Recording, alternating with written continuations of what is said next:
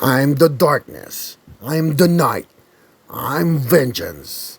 I'm Boyle the Bat. Siya ang bat na hindi vampire. Pero kayang lumipad diretso sa championship. Siguradong napakahirap habulin nito, lumilipad kasi siya. Boyle is a very adventurous bat. Siya ay mahilig sa night sky, camping at discovering new places. Ganon din siguro gagawin ko kung nakakalipad ako.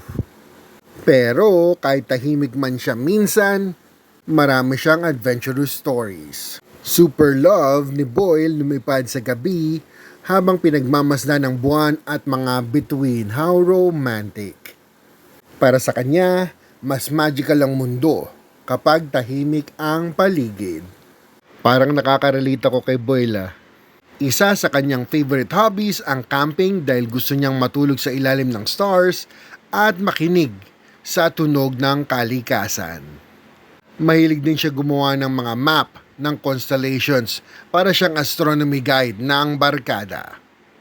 Check natin si Boyle, ito ang kanyang pakpak na kanyang ginagamit para sa kanyang night flying.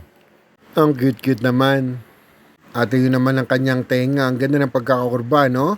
Ang number niya dito ay number 4. Color red ang kanyang jersey. Pero syempre nakalimutan natin ang squish test.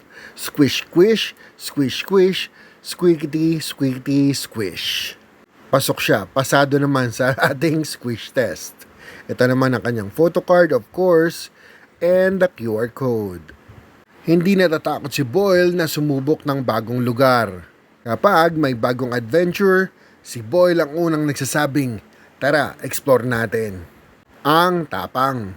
So, there you have it. We have Boyle the Bat. Dahil mabilis siyang lumipad, bagay na bagay siyang winger sa football field na kayang maghatid ng perfect pass.